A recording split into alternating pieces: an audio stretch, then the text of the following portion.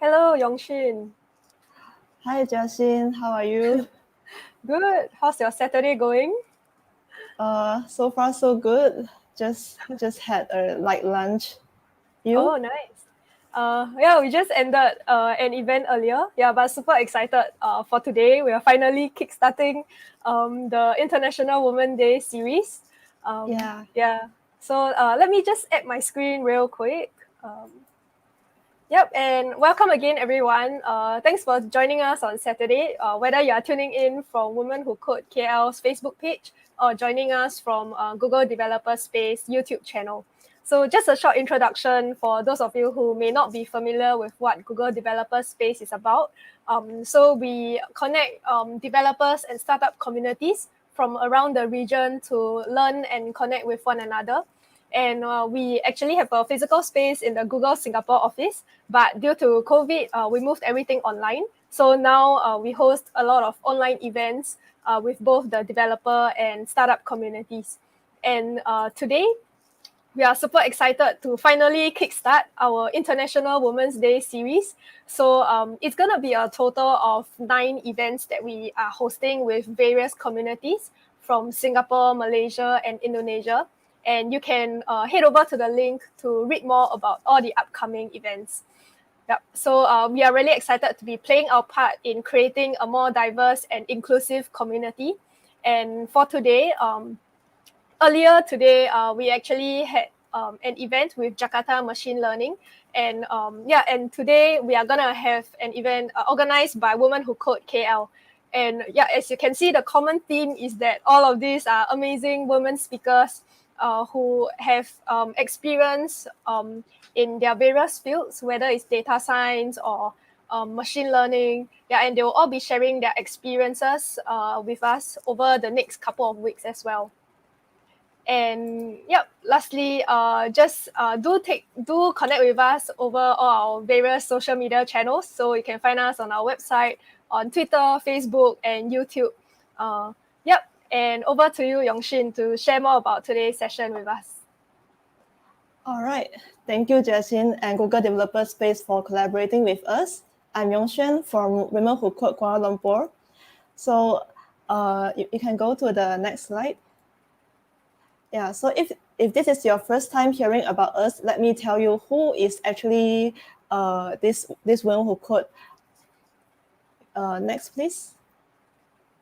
So our mission is to inspire women to excel in technology careers, and our vision, the next one, and our vision is to create a world where diverse women are representative as technical executives, founders, board members, and software engineers.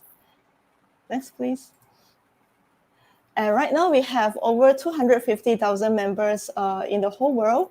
And we are very happy to have more than 1,200 members in the Kuala Lumpur chapter. And actually, there is more if you just look at the numbers on our Facebook page likes. But I will just take the official numbers here. Yeah. And then we are proud to have organized 52 events in just last year. So the events are the industry-led technical trainings. We also have lightning talks, hackathons, and also some career talks, and include some leadership development, study groups, and more. And most importantly, I get a lot of questions from people. They are asking if actually men can join our events. Yes, so our events are open to all genders, no matter what gender you identify yourself with. We welcome everyone to join. Yeah. The next one. 52 events is like one event per week. Yeah, it's crazy. Yeah. And yeah, it's all thanks to our leaders. We have a few directors and a few leads as well, where you will also see Wendy, and you will also see Wendy later to facilitate the Q&A session. Yeah, the next one. Yeah, so to give you a brief overview of what events we have last year, so we have the product management talks, like the transitioning into data, and also transitioning from project management to product management, and so on. So we have a wide range of events that also includes some data science related talks. So we also have one on the art of data visualization last year. And next, please.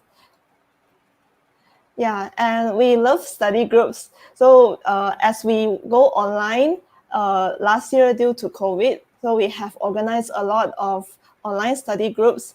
So we have .NET, Flutter, Angular, and Docker.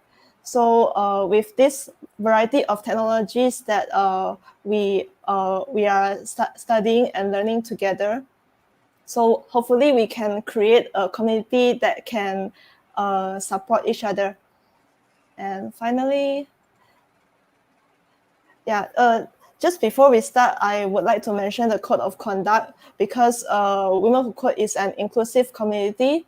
So if you find any bad words or harassments, please report to us, because we would want to make this a friendly environment, like not just for women but for everyone.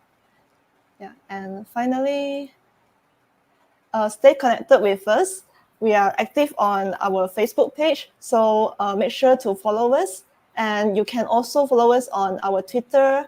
And we also have uploaded some of our videos to the official Women Who Code YouTube channel. So make sure to check it out there. Yeah. So to go through the agenda for today, so right now we are doing some introduction, and then after this, we will welcome our first speaker to talk about the ways to upskilling for software developers. And then after that, we have a short Q&A, and followed by the second session, which is about how to ace a data science interview. And we will close with another Q&A. Now, without further ado, let's introduce our first speaker, Yulin. So Yulin is the director of Women Who Code Singapore since it has started in 2017. She has been heavily involved with the community even before founding Women Who Code Singapore. So when looking for avenues to upskill herself, by listening to the voices of the community, as well as from companies and hiring managers, part of her passion to support the community is to share her wealth of experience with others. Well, now the stage is yours, Yulin.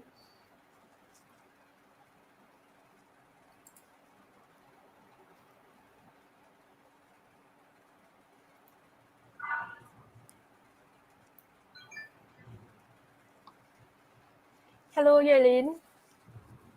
Hello. Sorry, just trying to. Okay, sorry, that took a bit of a moment.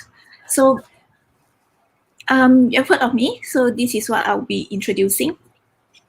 And basically, as us as IT professionals in these industries, sometimes we always find ourselves, after a few years of working, we find ourselves at the plateau. We have learned everything about the workplace, we have learned everything about our work, and then it's like, what's next? So before we hit the midlife crisis, I'm going to introduce a few ways for us to upskill ourselves. Before we start, the green tab of the code #K220 is actually the code to the Slido Q&A slide. So if you don't want to ask your Q&A questions from the private chat, feel free to use the #K220 Slido. All right. Okay. So first tip I would like to share, which what we are doing right now. We are all here listening to an event, to a talk, and there's plenty of events out there, especially in tech. We like to share our achievements, and a lot of people like to share all this experience of everybody in tech, and there's just so many different languages, tools, technology out there that, you know, one meetup is not going to make it. There's so many tech conferences that you can join. There's so many meetup groups, people with similar interests who wants to share with other people, finding your own niche in the community. You can join a meetup group. There's so many other conferences. DSC stands for Data Science Conference. I can't remember what C stands for. And of course, there's Google Developer Space and various.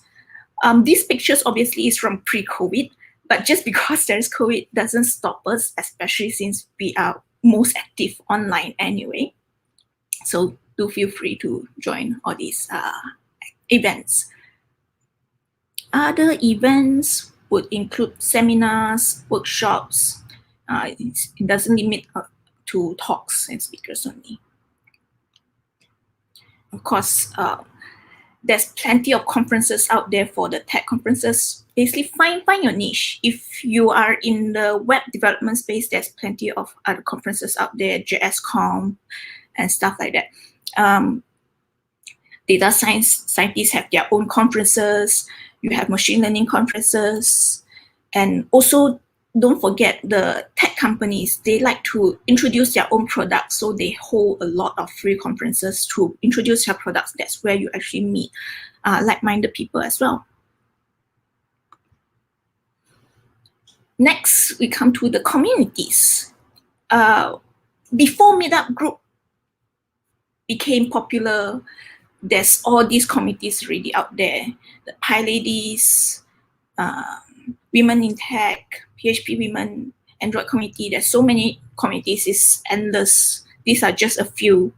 When you join a community, you get to meet, you know, folks just like yourself. Find a community that is right for you. And these communities are all very friendly. It's really great. It's also a great place to find a mentor or ask advice or anything just to share. And another way to upskill ourselves is, I want to introduce, is to give a talk. When you give a talk, right, it's not just about what you know. When we give a talk, we want to prepare ourselves for a talk. And when we prepare ourselves for a talk, we actually learn a lot more about the topic we are talking about than just what we already know. So it's a very good way to upskill yourself by preparing for a talk or a workshop. Actually, if you give a workshop, you actually try to prepare your workshop to know the extent of our own capabilities to be able to give a workshop so that we can actually answer Q&As. And another way to upskill ourselves is also from the blogs and videos out there. There's just so many blogs and videos, right? Whatever topic you want to learn on, there are blogs.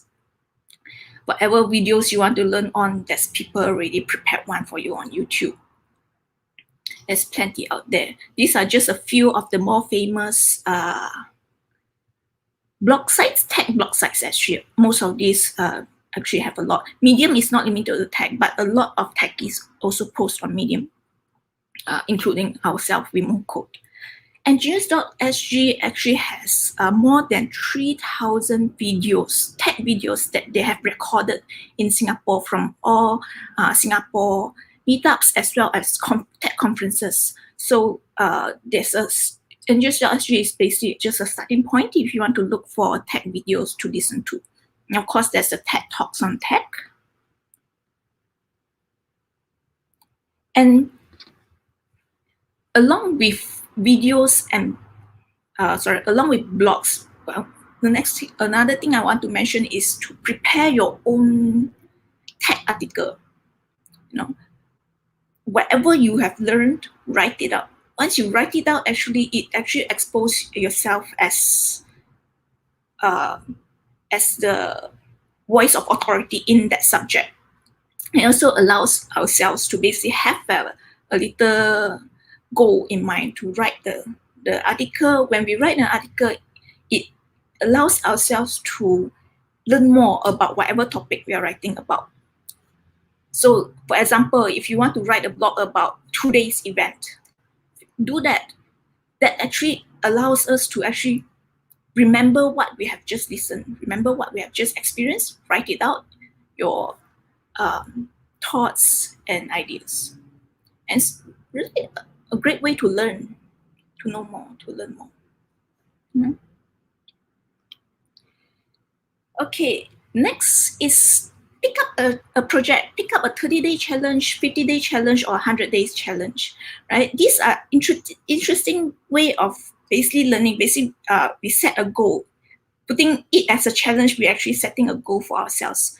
Going through a 30-day challenge, create 30 VR projects in 30 days, or 50 websites in 50 days, or 100 data visualizations in 100 days. Some of these, it depends on whether you're free or not, but you don't have to do it consecutively. That's the thing, right? I know for a fact that Hannah Yan, the one who created 100 days data visualization, she didn't do it consecutively for 100 days, but she kept it up. She finished one, she kept it up. She did the second one, third one, and the fourth one, and she continued to do so until she hit her 100 data visualization. And she put it in her blog. Once you put your blog, you set a goal for yourself. Once you complete one, write it up in a blog, present it to the public, share it with people. That allows a sense of accomplishment for ourselves, right? You have that sense of accomplishment. And also, once you set the goal to let other people see what you're doing, you're not only answering to yourself, you're now answering to the public. Next, I want to introduce all these tech journals and newsletters. This is actually one of the things that I did, especially even from the start of my career. I signed up for Code Project, which is a newsletter that most coders pick up on. I like it because it actually it gives very interesting comments. The comedic comments that they put for each article is very interesting. That is what I like. But there's so many other newsletters out there. I used to join one for Android Camera X group. Basically, it's a group that basically answers all your questions, all the questions you have when you are developing on the Android Camera X. Other sources of basic tech journals are also out there. Google Scholar has a huge range of free tech journals. IEEE is another famous journal site. And I have NLB there because for those in Singapore, you have access to the National Library Board, and they have a lot of e-resources, and most of them are actually textbooks. So if you want to pick up a new language, work on a different project, or on your free time, pick up an e-resource from NLB. It's a great way.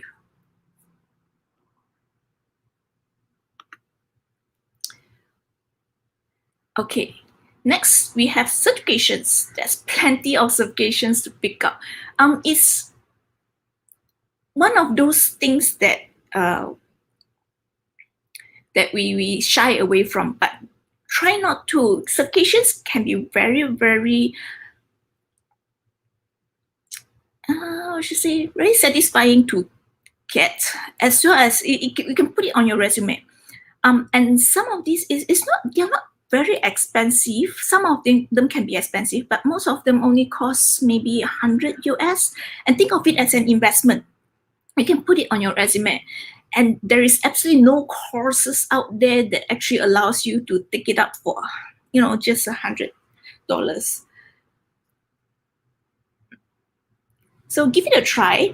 There's plenty of courses out there. I think all of them actually offer whether it's online or actually in-person courses before you take up the certificate.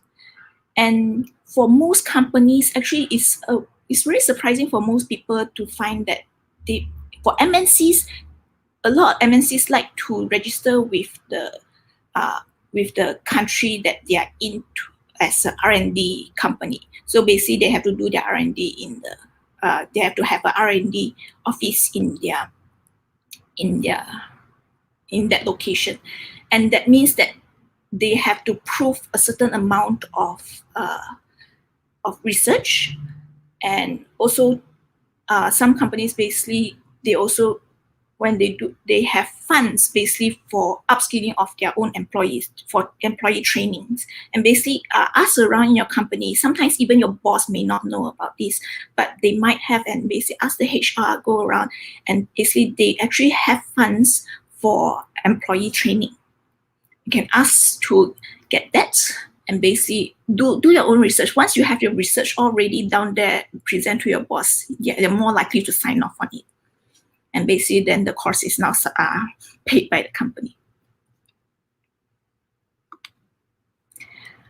Next, let's talk a bit about competitions. There's so many tech competitions out there.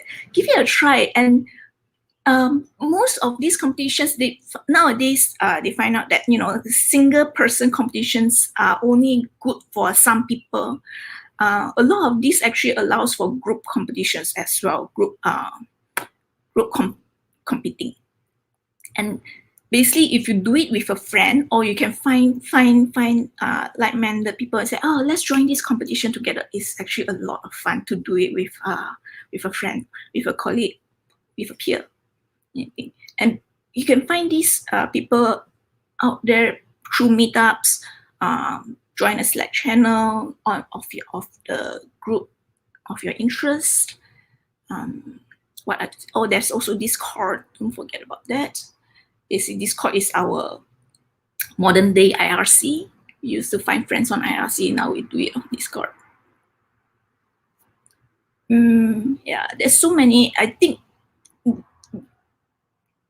right now we have lesser in-person competitions because of COVID, but most of these competitions have moved online. And basically, you can make a pen pal from across the world and still join the same competition. And that concludes all my tips that I have. So I've done most of this stuff. So if you have any questions on any of them, feel free to ask me. So these are all the different ways we can upskill ourselves. If you have any other ways that have not been mentioned by me, feel free to put it in a chat and share it with the group. And with that, we'll move on to the Q&A session. And we shall see if anybody has entered any questions. Any tips to convince my boss that a course is relevant for me? This one, you have to basically present your argument. If it's related to your work, that's very easy. Just tell your boss that you think that this is a great way, for you to do better at work. If it's unrelated, it's a bit harder, but you can still put it as soft skill. Things I learned from the soft skill from this particular course will help me in work. What are the best ways to engage in the community when I attend a meetup? Not quite sure how to connect with others. This one is very interesting. Community usually is fine. Communities are very, very friendly to newbies.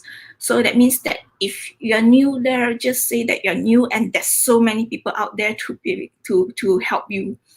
Another way is basically, this is a tip that my friend shared with me. What she did was that she go for conferences, for meetups, for community events, and what she does is that she make it a goal for herself. Before she attend a meetup, she make it a goal. Today, I will collect 5 name cards from people. Basically, you collect 5 contacts. So that's your goal.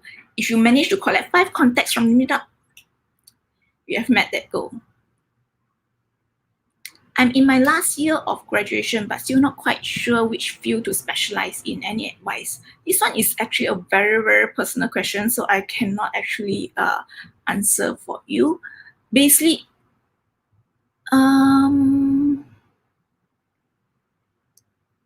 Join a community. You know that there are so many different paths to go on.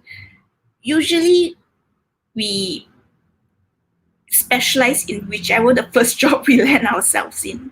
So don't limit yourself yet. Whichever first job it is, that's usually the language you specialize in. If you want to decide on which general field to join, the community is there for you. Most of the people in the community is not from a single field. And basically you go and ask from advice from these people, these experts. They've done it, they know what is good with that field, what is not good with that field. Go and do your own research from these people. And a lot of techies out there are very happy to share their advice. Next, how to start as a beginner in coding. Any short courses for beginners? There are so many courses out there. There's always Udemy. There are free courses from Udemy, not to worry. There's also free courses sorry, the word doesn't come to my mind. Google also have basically workshops set up. Basically, these are self workshops that you can go through. GitHub also has them. GitHub actually has the steps on how you can set up your own personal website. That's actually a very good beginner level instructions. Basically, you can follow step by step, and then you learn the language. You learn a lot more about programming by the end of it. They go through the different ways to set it up with HTML5 as well as, that's Mozilla Dev Community. So MDN, I think, MDN website, you can go there and basically they have the step-by-step on how to set up your website, and they teach HTML5, CSS, as well as JavaScript, and some other stuff. GitHub has basically everything you need to know about code versioning, how to even set up your own GitHub page. Markdown language from GitHub is also pretty good, all those things. Okay. After collecting the name cards, what are the best way to keep the connections? Basically, you best way is obviously just drop them an email. First thing you go home, you like this guy, you want to talk more with him about certain subject, you join in, I met you today, thanks for chatting. Is it okay if I approach you with some questions? Is it okay we become friends? That's basically how it's done. Any hackathon to recommend that is more suitable for beginners? I would say everyone. You are not going to win your first hackathon. That's usually not how it happens. I don't think, I can't remember when is my first hackathon, and I don't think I won it. So basically, your first hackathon, just go there and make friends. First hackathon, go there, make friends. Just say, I don't have a team to join. Can I join your team? That's how the networking will start. Usually hackathons happen, and then there is actually a space for networking, and you join a team, and the team will advise you on what's going on, what you want to contribute, whether you want to be a developer, the designer, or the entrepreneur, basically the ones who will be presenting the idea. Most of these hackathons are actually set up for startups, so that they present their idea, and then at the end of the session, the one who win the hackathon will be able to get some prize money to help with their idea. There are also hackathons out there not meant for startups. Basically, the presentation actually focus a lot more on the tech side, and feel free to join those. Those actually help a lot more on our own tech skills. Basically, it's a hacking because you don't really want to concentrate on the best practices within a hackathon. You want to hack out a solution to be able to present it at the end. Okay, there's a few flashed questions. I'm trying to find out which one. When looking for a mentor, is it best to go for one whose career you want for yourself, or to generalize it to someone in the tech that is compatible for me? we, unfortunately, I don't think it's that straightforward. People like to think about it as looking for a mentor, but we don't find mentors just by going and look for it. We find mentors by making friends, by being acquaintance, and you find that, hey, I can learn a lot from this person. Then that person becomes your mentor. So we don't go to look for one for the career or one that basically you find somebody. It's almost like finding your one true love. It's like that. You have to meet 100 people, then you find a handful that is really great, that you really respect, you want to learn from them. That's when we identify somebody as a mentor. But we learn from almost everybody we meet, right? And if you find someone happens to be in the same company as you, then that becomes your career mentor as well. I'm about to graduate. Should I focus on one type of web app development or focus on all at the same time? This is, again, I think it's a personal question also. Some people like to focus on a single language process, and some people just wants to learn basically everything, be a jack of all trades. It's totally fine, but usually, again, I would say that we tend to focus on whichever language our job lands us in. If you're fresh grad, you're not going to be able to tell the company, okay, let's do JavaScript, because we don't have the experience yet. We can't say that for this company we should go with React because everybody says React is great, because you don't have that enough experience to be the voice of authority there. So you're usually joining as a junior developer, and whichever language your boss says that he wants you to focus on, usually you would focus on that app or web development that you end up with. Before you get your first job, I would say don't specialize yet. But again, it's also, if you have the free time and you haven't landed a job yet and you just want to learn more about that app and that language, feel free, that framework, whatever it is. Do you really recommend the 30 or 100-day challenges? Isn't that kind of stressful? Think of it as something fun. It's not stressful, you think of it as fun. My friend who did the 100-day data visualization challenge, she find it fun. It's also of the knowledge that you achieve something out of it. You have achieved something, you have created something. That sense of achievement is not small, it's huge. If you can brag it to your future employers, brag it to your friends, say, I completed 100-day challenge on whatever it is, 30-day challenge on whatever it is, you feel good. So I don't think it's stressful. Think of it as fun. If it's going to be end up as a stressful thing, you're doing it a bit wrong way. Think of it as something fun. It's a hobby. Think of it as a project. Right? Never had a mentor. What is the experience like? Like a friend? Yes, for sure. Good mentors usually end up as a good friend. They say a good friend who actually offers you a lot of good advice. And for most of us who are seasoned in the field, we still remember our mentors. For me, my mentor would be my elder sister. I mean, she's 4 years older than me. She's also in the IT field.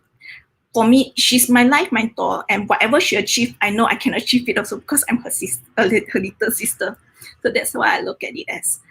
Basically, you don't need to have a single mentor also. You might not realize that that person is your mentor until 10 years down the road. But basically, these are people who knows what to say, knows what kind of advice to give, who can basically be self-conscious enough to tell you that, okay, this is from my limited knowledge or from my knowledge up to today, this is what I think, right? All these are mentors. All right, keep the questions coming, guys. Very interesting stuff. So we'll still be your questions on Slido will still be appearing. We have a couple of minutes left for Q&A. So yeah, I personally have questions for you, Yuelin. Thank you for the presentation, by the way. A lot of resources. Yeah, so I wanted to ask, like I think one of the biggest challenges of upskilling nowadays is because there are also so many resources, right? Do you have any, like, personally, what do you do to whittle down the choices and get rid of this, what they call decision fatigue, and choose I, what is relevant? for me, to be honest, I don't do all of it at the same time. That's what we do, right? You don't want to do everything at the same time. One, try it out. If it works for you, continue it, and then pick another, right? So for me, I mean, sometimes when I'm free, I like to search for, these tech articles, see if Google give me any suggestions, stuff like that. For me, one of the ones that I have kept up all to this day is the code project. That's because I like the comments they put for every article that they send out every week. So it's also a personal choice. And for me, I've also left certain communities, right? It's like, oh, this group has suddenly become more spamish than I like, so I just deleted it. It's okay to join, test it out, and then leave. That is also fine. And then try out others. How do you This question, so how coping with burnout, right, is I guess I also understand the meaning behind it, because you have so many things to learn. You have to balance work and learning, right? Eventually you will reach some kind of burnout. That is true. That is also something I find a problem with myself. I think most ladies might face this problem more than the other genders because we like to multitask. So the idea is that know your own limits. Don't do more than, let's say, 3 projects at a time. Set up a limit for yourself. If you have more than 3 projects at a time, so let me push this project back. I mean, most of this upskilling, there's no deadline. There's no time limit involved. If you're busy, put it aside first. Focus on one or the other or something else. Focus, basically, prioritize.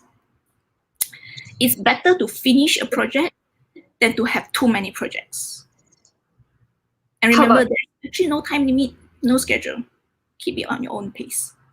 Have you ever been in a position where you have already taken on more than you can chew? Like when you are in that midst of burnout, how do you get out of it? Out of it, that one is different for different people. I remember the first time I received I actually had a burnout that is very basically so obvious. I screamed at my boss. It was 3 a.m. in the morning. I couldn't take it. I scolded my boss. What are you doing? So I screamed at my boss, and straight away I regretted it. That was a sign. That was the sign for me. And I told my boss, I'm going home. That's it. I cannot do it anymore.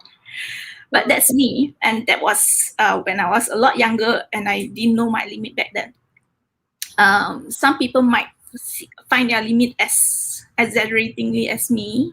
Some might find their limit a lot more subtle way. If you know your limit, it's easier to avoid that and don't do more than you are capable. And keep remembering, there is actually no time limit to learning. Just because you don't master something this time around does not mean you have to stop. Just leave it aside first. Come back in a month. Who knows? You might have learned and found out that it's all a lot more easier than you think. Yeah, that definitely resonate with that. Yeah, and sorry? No, I'll go ahead. Yeah. Shall I go ahead with the next question? Yeah, what are the best ways to find a mentor? Find a mentor. Again, mentors are not, lying out there for us to find, unfortunately. You also have to expect that, whoever who end up being our mentor, they have their own busy schedule also. So they're not there to say, oh, I'm okay to be a mentor, and then you just pick them up and then they are your life mentor for life. They are your mentor for life. It doesn't happen that way. There are certain groups that help pair mentors and mentee, and they also ask, oh, what field you want a mentor in, and they pair it with you. But the best mentors are actually the ones that happens by chance. You meet at a hackathon, or you meet at a conference, somebody you meet at a meetup, networking session. Sometimes it could be just a senior at work. Yeah, This, if we just chip in, Yuelin has host study groups, as she mentioned before. So if you join her study, you may even, get her as a mentor. exactly. These are people simply, you find that somebody who's a bit senior than you, just ask them a question that has been bothering you. These mentors are there because you have questions they can answer. They are not there just in case you have questions to answer. No. Okay. Yeah. How to deal with imposter syndrome? The only way to deal with imposter syndrome is to have confidence in yourself. Know that you are the authority of yourself. Whatever you want to do, you are setting out to achieve. Don't let other people tell you no. I'm sounding like a life coach right now, but usually, basically, that's how it is. Get some ways to build your own confidence. Take a certification or whatever. Prove to others as well as yourself that you can do it, and that's how you deal with it. In your journey in tech, do you feel like with more upskilling, your efforts in upskilling, the imposter syndrome gets less, or is it always there? I think it's always there, especially for us girls. We tend to doubt ourselves a lot more often than others. But that's the thing, that's us doubting ourselves. And that if you can switch that, don't let others doubt you. The only thing is that you have to prove yourself. And it's not easy. Even if you try to prove yourself, people will still have that bias, she's a girl, she can't code. It's like, she's not better than me. No way she's better than me. All those things. But again, remember, that's them, not you. Right? Yeah. That's other people. It's very hard. I don't think it's possible to change other people's point of view. So we have to tell ourselves, be our own guide, basically, and know that the others are wrong, not you. You are good, and you are good at what you do. Yeah, it might be comforting also sometimes to hear some more senior people in the industry who've been like 10 years in, and they still struggle with this. So maybe it might not help your imposter syndrome go away, but knowing that it's a shared thing, maybe it will help you accept it more, right? Yes.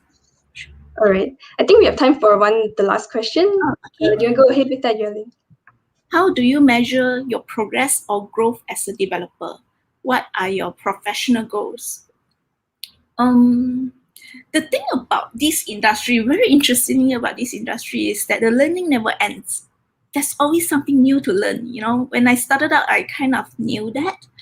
And after, so many years, almost 15 years in the industry, and it's still so many other things to learn.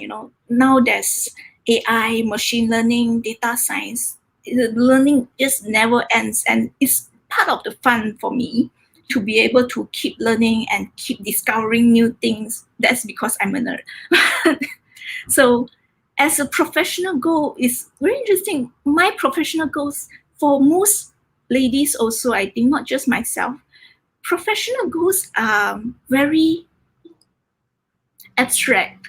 We don't really want to be the CTO. But it's one of those things that you might have to learn to do. When we started out as developers, guys also, I think I've heard this from a guy also, is that he would prefer to be a software developer his entire life. He don't want to be the manager, because when you're a manager, means that it's not a developer skill. It's a managing skill. But if you want to grow your career, that's how you do it. You have to learn skills that are not developer related. People managing skills, project management skills, communication skills, presenting skills, all these things. So career growth is not the same as professional goal. Professional goal for me would be to keep improving my programming skills. And I love creating things, creating apps, creating websites, creating games, whatever it is. And if I can, my ultimate professional goal would be just create an app or project that is robust, that can withstand anybody's hands or playing with it. Those are my professional goal. Right. Thank you for your answer, Yuelin. Sadly, that's all the time we have for Q&A for Yuelin. Thank you so much for your very insightful answers. I'll pass the stage to Yongshin to introduce our next speaker. Thank you. Wow, thank you so much, Wendy and Yulin. I guess it has become a regular thing for tech workers like us to keep learning and upskill ourselves through the method that Yulin has shared in her presentation. There's so much good stuff in just 30 minutes of your sharing. Awesome. Thank you so much. Well, now let's welcome our second speaker, Nasmina, who will talk about how to ace a data science interview. So Nasmina is a talent acquisition professional who has hired across specializations, including tech, digital marketing, communication, banking, online platforms, and telco. So having worked with a variety of MNCs, startups, and GLCs, her expertise includes providing consultation on career moves, branding strategies, and interview preparation. Okay, Nasmina, now over to you. Everyone, I'm very excited to share some of the tips that I do have based on the different roles that I've done for data science in the past. And what I wanted to do today through the session was to be able to give some tips which would, I think the most important thing for me to highlight is they might seem quite general from the slides, but what they do is they would help you position yourselves for such interviews, preparing for the interview, what to do during and after. So this should be quite a straightforward blueprint, for you to be able to ace those interviews and hopefully secure something that is suitable to your career goals as you move forward. So I think the first thing to talk about from my end, at least, is, how do you unlock the opportunities in data science? I think this might seem a bit straightforward to a lot of you because, of the keywords here. But I think one of the things that I'd like to emphasize for more technical candidates, what I do find in the past is, there's not as much information because of the nature of work that they usually work with. And with that, what I'd like for candidates, ideally speaking, if you're positioning yourself for a particular role, you should be able to have your LinkedIn or your resume speak for itself. So it should be a standalone where it doesn't become a barrier that someone needs to actually approach you in order to qualify you for the role. So that would remove a barrier and that would unlock opportunities that you might have not had in the past. What that should cover should be things including the languages that you've done, the projects that you've done, and a basic summary, and this I refer to for LinkedIn in particular, a basic summary in terms of what is it that you handle on a hands-on basis, and what is it that comes under your direct responsibilities. Now, in the screening calls, why I feel this is important for me to highlight is sometimes we need to be mindful that the person at the other end of the call may not be of of depth in knowledge for data science. So what I do recommend for anyone who is trying to open up opportunities, particularly when you're looking at opportunities that might be a bit of a step up, be descriptive.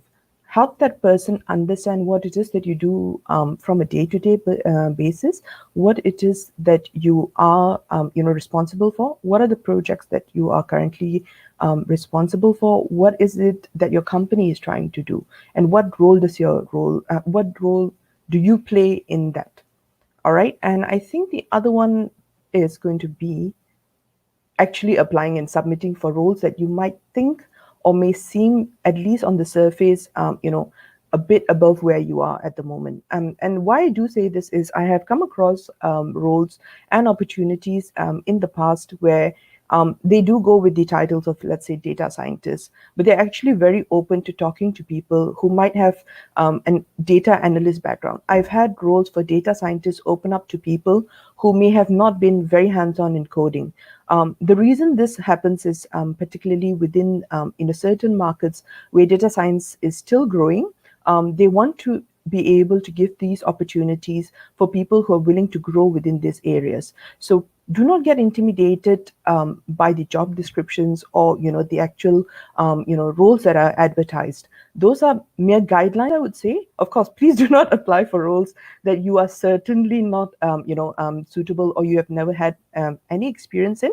But if you find a way to be able to relate what you're doing today or what you've done in the past or what your research project might be, if you're also pursuing your master's or your PhD on the side, how would you be able to relate that? So I think try and bridge that, and that should open many opportunities. Because again, I would emphasize on this that I've had roles where we've actually tagged them under data scientists, but when I've had those conversations with those hiring managers, they've come back and said that, look, we can look at someone who's a data analyst as long as they're willing to open up and they've done maybe some basic coding. So it really is a very subjective thing, depending on where the company is, how open they are, what is the volume, and what is the type of work they might want you to take.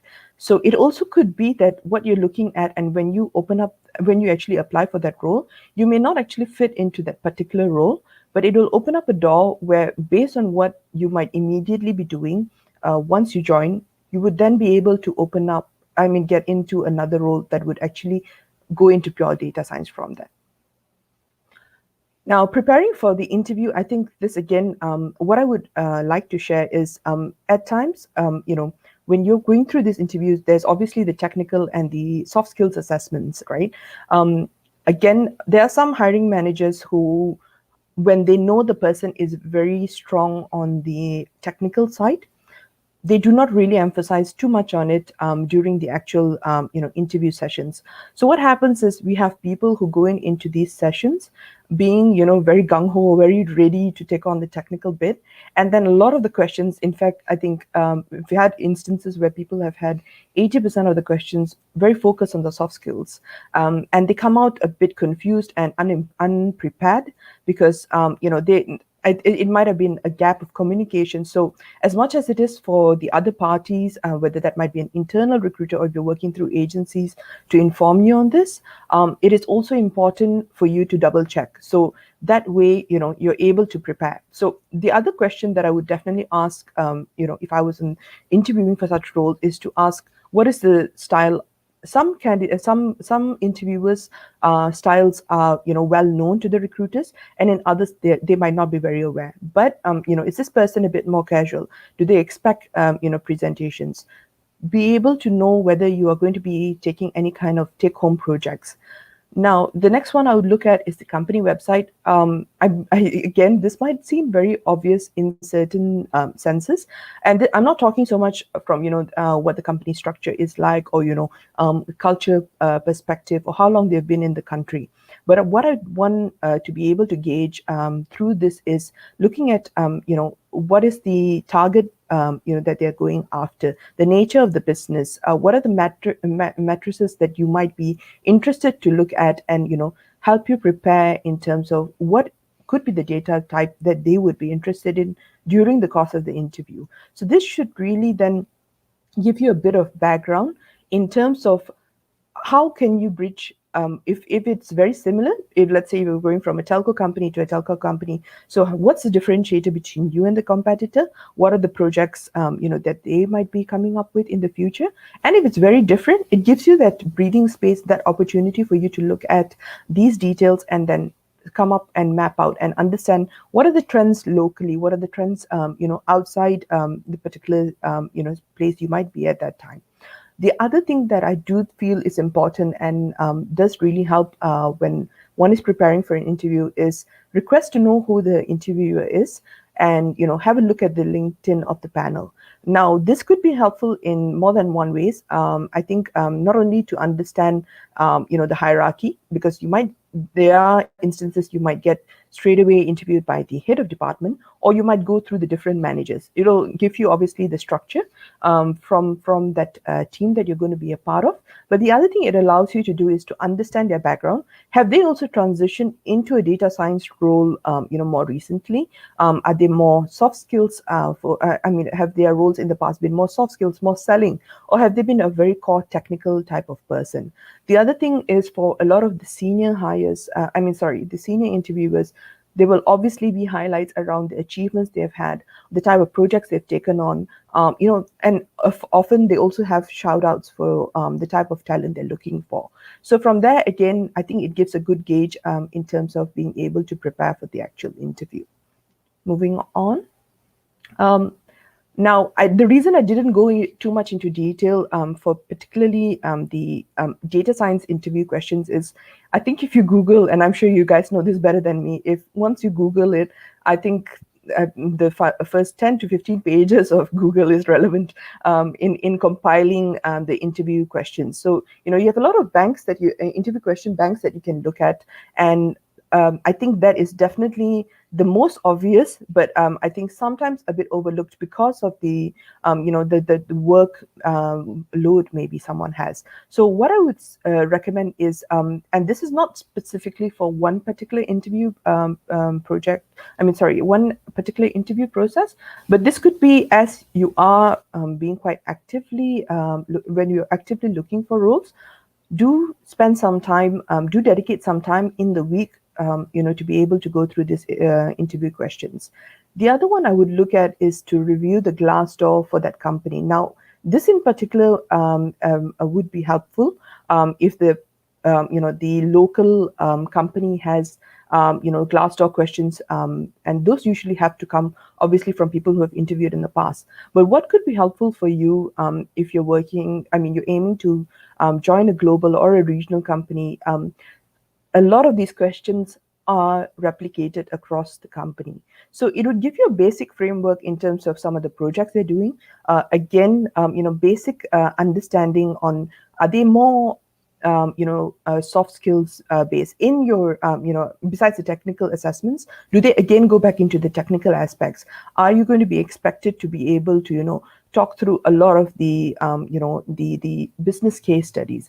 Will there be a take-home project that you would need to do? So that again is another area. Now, when it comes to data science technical questions in particular, the 7 areas that I found to be highlighted again and again in some of the roles that I have covered for in the past. And why I say this is important is, you might be currently in a role that is obviously in the data science side, but your day-to-day role may not require so much of scripting, let's say. You're more focused on the product or the business case study, or you're a lot on a day-to-day basis doing the A/B testing. It would be good for you to be able to brush up on these, because as much as we are used to having these from from the education background or from your background, from your previous experiences, this would then allow you, if they're more focused on a particular area that you're not doing on a daily basis, you'll be able to pick that up, and you're not blindsided by it. The other thing that I would definitely do is go through what you have on your profile, look at the main projects that you've done, look at what you've covered in your in your current role, in your past role, then relate your career to what they're looking for. That is now, again, based on what the recruiter said, from their company website, from the person who's going to interview Glassdoor overall, right? Now, what this allows you to do is, when you're able to relate, all right, they're doing a project, let's say, very focused on the machine learning side of things, you're able to then relate and, bring that up during your chats. The other thing this allows you to do is, before being asked about areas that you're not very familiar with, not very hands-on with, you're able to identify those gaps, and then you're able to position yourself better in order to close that. So what that would be is, probably, let's say you're more on the business side of things. When you are going through those questions, or you're going through the assessments, you're able to then have a focus on what you're doing. And yes, you can acknowledge the gaps and see whether then that that conversation flows from there. So you are not taken aback in the interview. It allows that as well. This is why I think this would be important. Now, during the interview, a good run through, like I mentioned in the past, from your day-to-day role. What are the major achievements that you have? Recap what you'll be able to contribute. Understand what the team structure is and what the growth plans are. Now, on this point, why this is important for me in particular to understand is when I know the team structure, it might be a small team in a startup, right? That's going to be very telling of where I would be able to grow. Is that then something that based on the gaps I have, would they be able to leverage off that?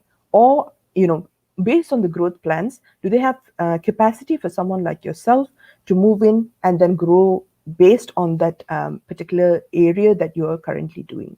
Share what appeals to you about the company. So I find this quite interesting. I've had a candidate who's gone from a very small company, doing more on the data analysis side. And I think in the interview, one of the impressions that really stayed with the interviewers was she mentioned and she shared that, this is a telco-based company. The type of data here will be very rich, and this is why I want to join. I have done, my own certifications. I'm not very hands-on in my current role because my role is more on the analysis side. But, if I am given this would be why I would want to join you. And that stayed with the interviewer. Now, the other thing that you would want to cover during that conversation is to understand what are the short-term and long-term goals for them as a team and for them as a company, what type of project you're going to get. These questions are engaging because then it becomes more of a two-way conversation instead of you just, explaining what you've done in your job. And I think, because for me, I think the interview process should be not only for them to qualify you, but for you to qualify them. Does this then align with what you're looking for?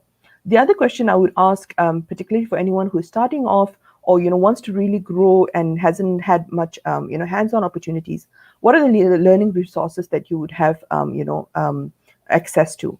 What are the are there any kind of resources that they're using? What are the opportunities based off that? Because that again not only gives you an idea on what they're able to share with you as a company, but the other thing here is it shows an eagerness to learn. And it would, again, appeal, especially when you're trying to bridge a gap between what you have at the moment or, what you would be able to do. Now, to wrap up during an interview session, what I do advise and I do encourage a lot of my candidates to ask is, close off with asking, how do you see me fit into the role? Now, this does more than one thing. One thing is it automatically puts you plugged into the role in the mind of the interviewer, and you'd be able to gauge, immediately from their answers. They might say things like, all right, you're pretty good with, the scripting side. And what we are looking for is going to be, someone who is doing a lot of the, core business planning. That might be a concern. What this allows you to do is for you to then jump in and cover and say, actually, I have actually done this during my role here and here. I'm so sorry, I didn't cover this in the chat earlier. It's a good thing that, you mentioned this. If you don't mind, would you mind if I, expanded on this point? So it would allow that. Secondly, if they're very, sure that you wouldn't be a fit to this role, it would also give you a learning chance. I mean, it would give you a chance for you to know earlier, which would, then allow you to prepare better in the next, interview, or it would give you enough, details for you to know if this role is actually fit to your skill sets. Is this a realistic move then from your side? The other thing this would allow, and the other question that I would ask is what to expect next. This might be, covered from your recruiter or from the person that you've spoken to in the previous interview, but it's always good to know what to expect next, so you're able to then cover them. Because I've had instances where candidates have come to me and we're supposed to have, let's say, 2 straightforward interview sessions. Now, you might have someone who is a good fit, but now, they are not too sure because they've actually had someone prior to your interview who might be 100% fit and you're an 80% fit. They might then want you to go into another session. It would allow you to have a conversation around what is it that you might be able to look forward to next. and that could then be something that you can prepare for. Again, that could be a different opportunity in the organization. They might suddenly want you to take an assessment home. They might want to further look into the technical side. They might want you to talk to the product team. So these are things that would allow you to be able to have more information. And for me, I feel the information you have gives you control over the next few processes as well. Now, moving from there, I think this is for me in particular, and I would say this is outside data science as well. A self-debrief after an interview is important.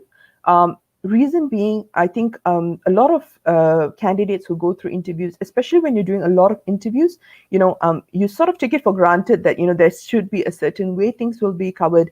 There'll be certain questions that will be answered, but you will definitely come across situations where you didn't expect that question, or that question was something you did really well with.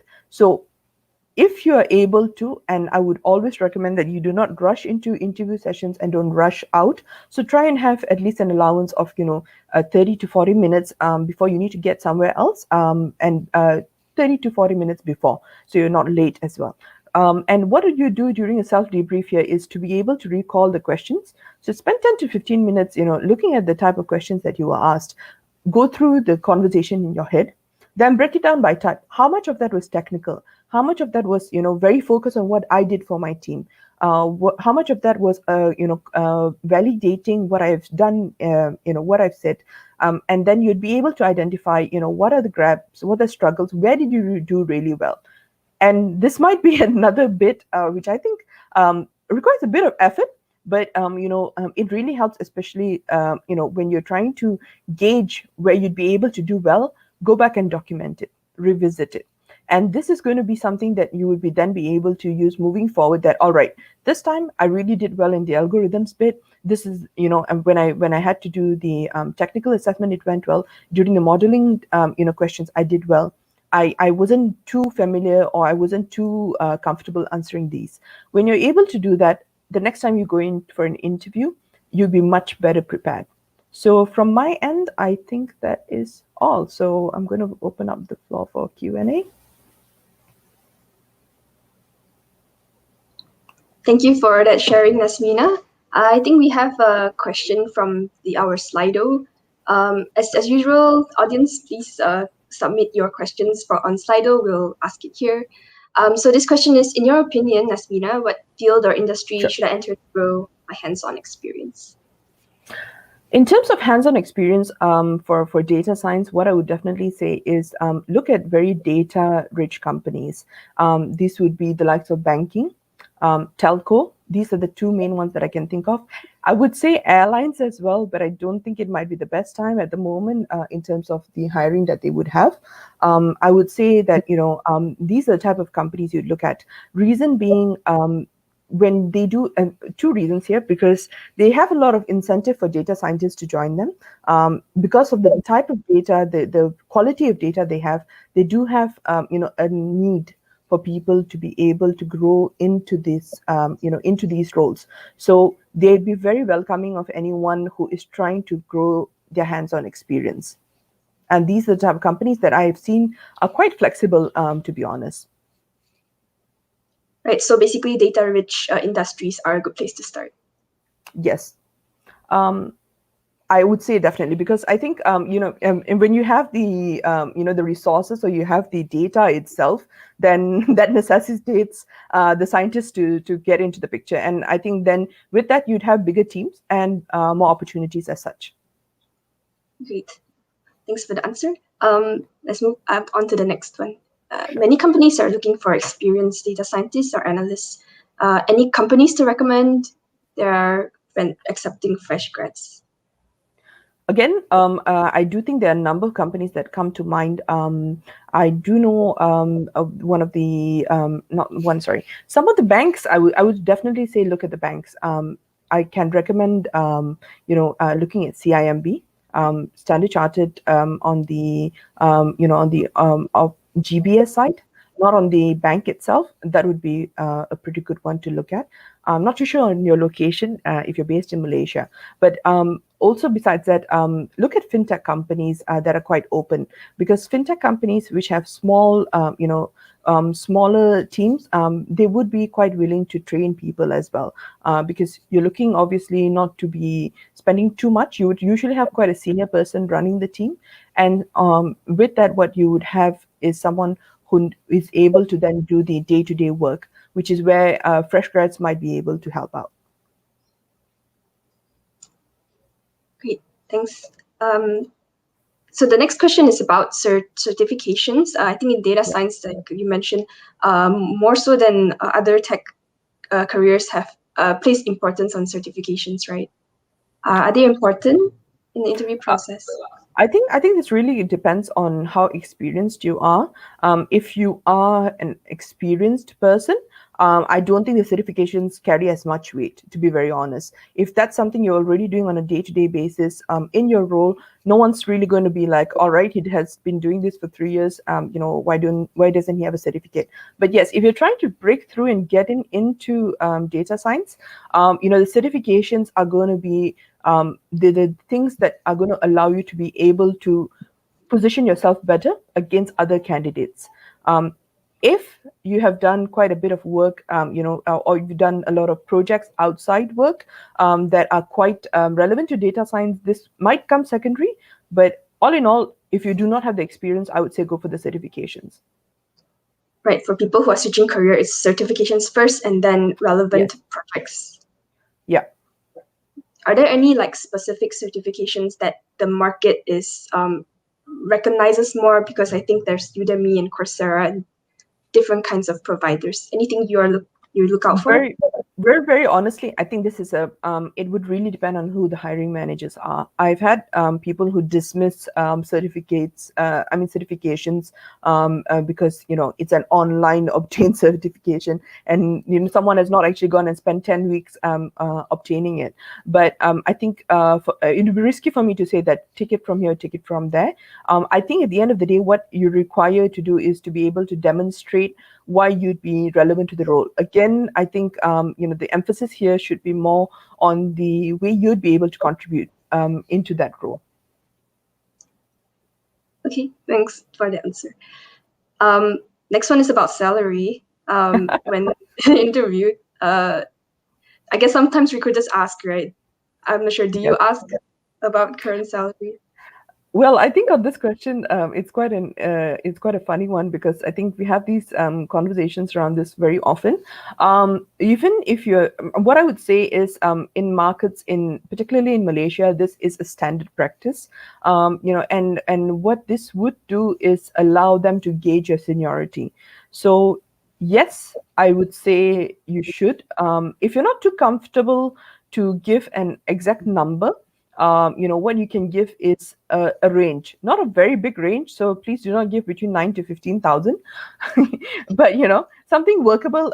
But again, why a lot of recruiters ask for this is because of the way things are structured in Malaysia. In particular, I think there's a lot of emphasis on salary brackets. So as much as you might be experienced, but if your salary is above that, you do not you might not sit well within the peer group, and then it would make it difficult for you to get promotions and whatnot because of that salary bit. Or if you're below that, it would allow them to adjust it accordingly. So this doesn't come from recruiters themselves, it comes from the organizations. I have come across a lot of people, a lot of clients who are quite open around this, but to be very honest with you, I think it's work in progress. Right, I'm not sure if this is a controversial question, but have you felt like between there's like a wage gap in terms of like when you hire women or men data scientists or analysts, that the range they give, there's a gap there? You mean from the client side, or do you mean their current salary? Like when you interview candidates for these roles. Okay, so no, I would say most of these things, in my opinion at least, they depend on a few things. Yes, I would say it's not alone about between men and women, but I think the confidence that someone has when they're negotiating their salary in the past would affect their numbers.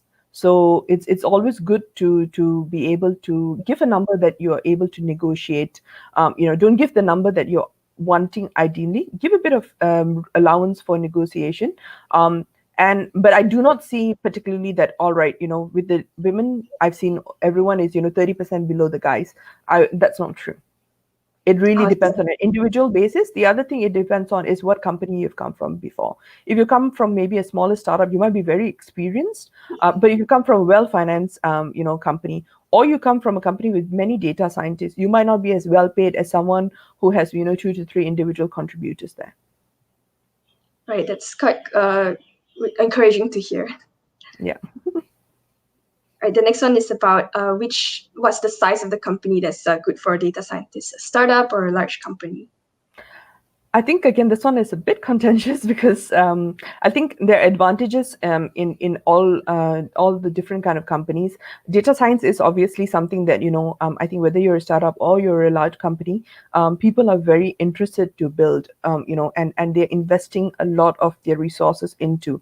Now, the question here is, what do you prefer to do from a day-to-day role? If you want to be very hands-on, if you want the opportunities to learn a lot, then it would be a startup. And that does not necessarily mean you're going to a small tech startup. It could be a large company that has had a lot of data, media companies, let's say, for instance, that are just starting up that department. So, or do you want to go into a company where, you have a lot of mature people that you can learn from? You have a lot of models that you will be able to, look at better. Do you see the transition, let's say, for someone who joined a startup first and then they want to join a large company later, and vice versa? Do you think the transition is easier for one or the other? I think on that point, maybe that's a good point to pick up. From a startup perspective, I think if you've been from a smaller team, you would have probably done more hands-on. If you've been from a larger company, you're more likely more siloed.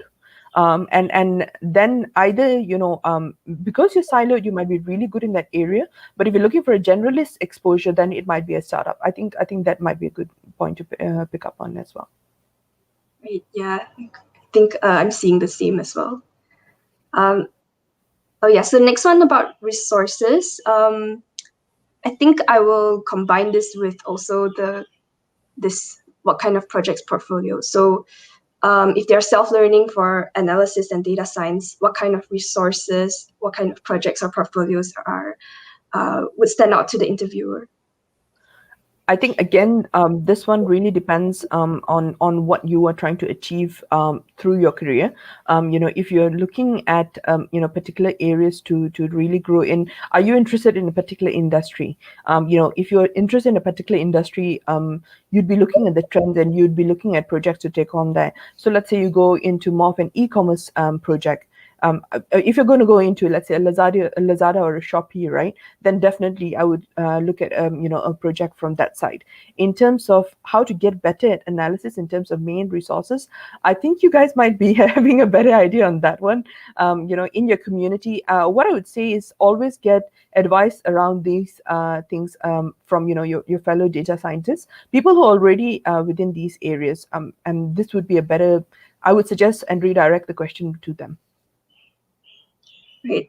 I'll pull in one of the takeaways I got from Yuelin's talk previously, because she mentioned hackathons and all these, right? So do you think for someone who joined a data science hackathon, does that stand out to you as an interviewer? Definitely. It definitely adds value. Okay. That's good to know. The next one is about how much maths is needed. Do you look at math skills a lot for people who specifically for machine learning skills? Not me in particular, but I think if it's a core requirement, and I think what you need to understand here probably is from a machine learning perspective, you need to look at what you would be doing on a day-to-day basis. And to answer your question is, how much maths is needed for that is, what would you have to deal with on a day-to-day basis? Are you going to be doing a lot of, modeling around this? Would you then need to know a lot about the probabilities? Would you need to know about the algorithms? And then from there determine, I think from my understanding at least, a significant amount of maths should be required for that, which is why I'm a recruiter. Is math like? But it does sound like you may have to deal with that problem when you're on the job. But is it common for math skills to be screened during the interview? Not from my understanding. So again, and I would have to put a caveat here.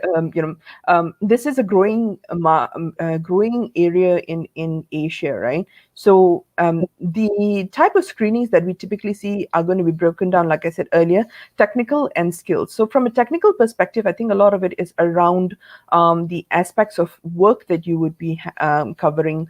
Whether that's scripting. I know that some people would be looking at running through data to be looking for, let's say, just eliminating everything that is not relevant in that data set.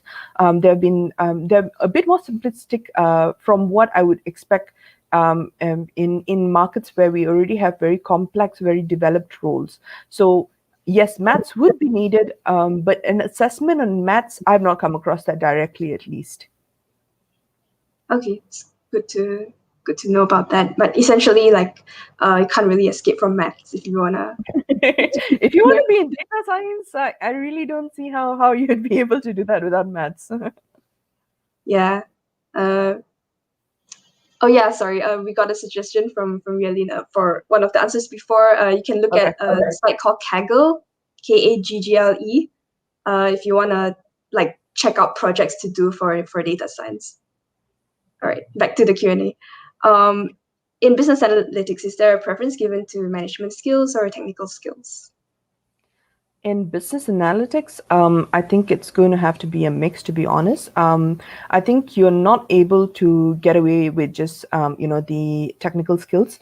Reason being, it has to be the presentation and management of what you are able to analyze and look at is going to be important. I think it goes hand in hand. Again, this would depend on the nature of business that you would have. That's what I would that is what I would imagine it to be, because from my understanding, a BA role should be able to look at the technical skills, as well as when you talk about management skills. I'm not too sure what this is referring to, but if you're talking about management in terms of the presentation as well as the communication of that, then there have to be both. It really depends on how in-depth the skill sets are. I'm sorry, and how in-depth skill sets are required for that particular nature of business.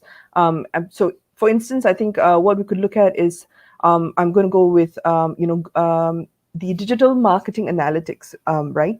So for digital marketing analytics, it's quite straightforward, because you'd be using quite simplistic analytical tools like Google Analytics, Facebook Analytics.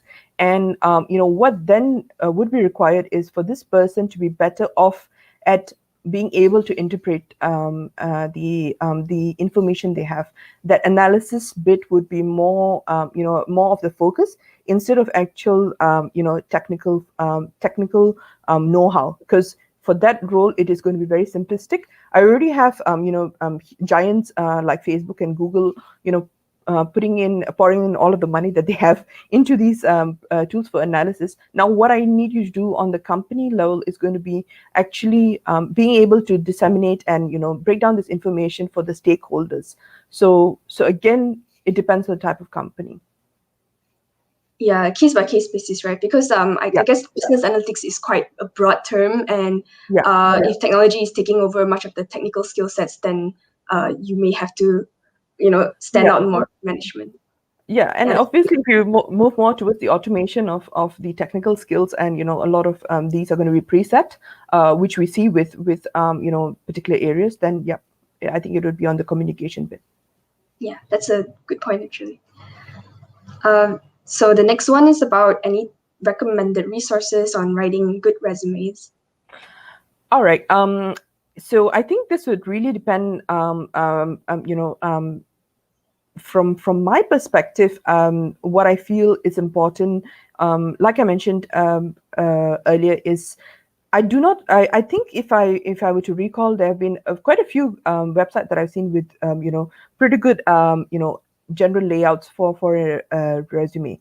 But I think instead of looking at resources, let's go into what you would require for your particular for a good resume to be able to stand out. All right. Like I said, firstly, your resume should stand alone. I do not believe in not concealing, but withholding important information, because I've come across very senior people as well as mid-level people who are very hesitant to put in details of everything because they want to keep it to the 2-page rule. To me, that does not work. If you've done enough work to put into 6 pages, it should be there. What I would use as a guideline is a few things. You should cover in your resume your key responsibilities, as well as your key achievements, and the major projects that you've done. Break them down by role. What that allows anyone who's looking at your resume to do is to be able to understand from a key responsibilities perspective, this is what I'm doing. I come in, I'm going through the data. I then, am helping the business to convey this to, let's say, X, Y, Z. And then, from there, we are able to then shape up a project based on this. And from your key achievements, what I'd be able to tell is, what is your impact in your current role? Right. So yeah. So I think these are the main things that I would say. Obviously, and I think some general rules. You can look at the type and styles that you feel comfortable with. But like I said, your key details should be there. The type of work that you've done, the details. Please do not omit when it's important. Your certifications should be where your qualifications are. Your languages should be, below your working experience, or you can highlight them above. So you can have a look at how to move around, these different information. But essential to me, what I would say is, a resume, please do not rely on the other party to find you from a stack. Try and put as much as relevant information. The keyword here is relevant. So, put as much relevant information as you can to help that person to be able to do their work much easier. Reason being, they're going to probably go through, a few hundred resumes in a span of a week. They might not spend a lot of time to try and, decode or, figure out what you do. So if you can do, quite a bit of good explanation, what you're covering, what are the projects you have done. Now that allows me to also know what are your spans of control. Are you a strategic person, or are you doing more of the hands-on bit? And I think that would be important. So you can look at any template, but your key achievements, your key responsibilities, and your key achievements, I do not think they should be omitted. How about for people who have like not so senior status and they don't have as many projects, or people who are just switching over? They definitely will have a lot of irrelevant experience. So what do you suggest they put in their resume? So for that, what I would suggest is you can summarize, like, let's say if you're going from extremes, you're changing jobs from one extreme to the other, right? Then in that case, yes, you might want to summarize on that bit, or if you're and then really what you would want to put at the top is the more relevant bit, which is going to be then your whether those are projects that you've done, or there's been the certifications. Then you would switch it up based on that. If you're someone who's freshly graduated, or you're new to the market, or you've only done, let's say, an internship, again, I would highlight that at the top. So always put what's most relevant. If you want to do a short summary, you can. Below that, what I would put is the most relevant bit besides that working experience. If you don't have that working experience, so then it should be yourself, your summary, your education, and the certifications you have. Right, awesome. This one is on having a degree. So I think this is quite a popular dilemma, not popular dilemma, but people who think, should I get a degree in data science, or should I just do like a short course? I have colleagues who did maybe 3 months of data science bootcamp kind of thing. So what is your take? Degree, bootcamp, like what is the best or cost-efficient way to increase their chances? I think cost efficient is definitely not a degree. But I think to answer this question, does having a degree in data science increase your chances? Definitely, it would increase your chances. But I think even looking at what has happened in the last few years, where we have a lot of companies that are omitting the need for a degree to get into, whether that's a Big Four. I believe even Google has had some announcements recently around certifications, right? Where they're able to give entry level certification for core requirements for roles. Now this is not going to be necessary as we move forward, and it would definitely increase your chance, yes. But that's not to say that anyone who doesn't have a data science degree is not going to be eligible for the role. If they're able to articulate their skills well, if they're able to show what they're able to contribute, I think this would then be a secondary requirement, or even a secondary consideration. Sorry. Right. So the thing that really increases your chances are really like relevant or real world experience over. Yes. All right. And I think, I think it's also important to highlight that it's not only having that in, the experience which is relevant, but I think it's also important, to be able to communicate that, which is why I feel one of the things that I feel preparing well for an interview would do is you're in a much better position because you've run through these things mentally, right? And you've gone through your resume. You've looked at the gaps. You are able to predict it better. So when you're able to communicate your strengths better, you are then able to increase your chances, because you're not always going to have a very conservative person sitting across you. You will have someone who might be very open-minded, who wants to give you a chance. But if you're not able to articulate and you position yourself, I think maybe the takeaway here is to be able to communicate it, and that might get better as you go through interviews, to be honest. Right. Thank you for that, Nasmina. Really great insights in the answers. I hope that the audience can get inspired to take on data science or take on interviews for data science roles. But that's all the time we have for Q&A. Thank you so much, Nasmina. Thank you. I'll pass the stage back to Yongshin. Hello. Yeah. So thank you so much, Wendy and Nasmina. There were a lot of tips and tricks for interview in your sharing, and that would definitely come in handy for people who like to get Hopefully they're ready helpful. to get ready for a data science job interview. Oh well, that's the end of our talks for today, and maybe just one more things to share. So it might be a lot of information that we have to deal with, and you might feel overwhelmed, but fret not, you are not alone, and we are all in this together. So I will add Jasin back to the stream. Hello. Jasin. Hi. Hi. Wow, really awesome sessions. Thanks so much, Yueling and Nasmina, and also Wendy for conducting the Q&A, and everybody for submitting your questions as well. Mm-hmm. Yeah, and stay tuned. I think over the next few Saturdays, we are gonna have tons of events, and it's all gonna be women speakers as well, sharing about their experiences. Mm-hmm. Okay, thank you everyone for tuning in, and thank you for staying until the very end. Wish you a happy weekend and stay safe. Thank you. Bye.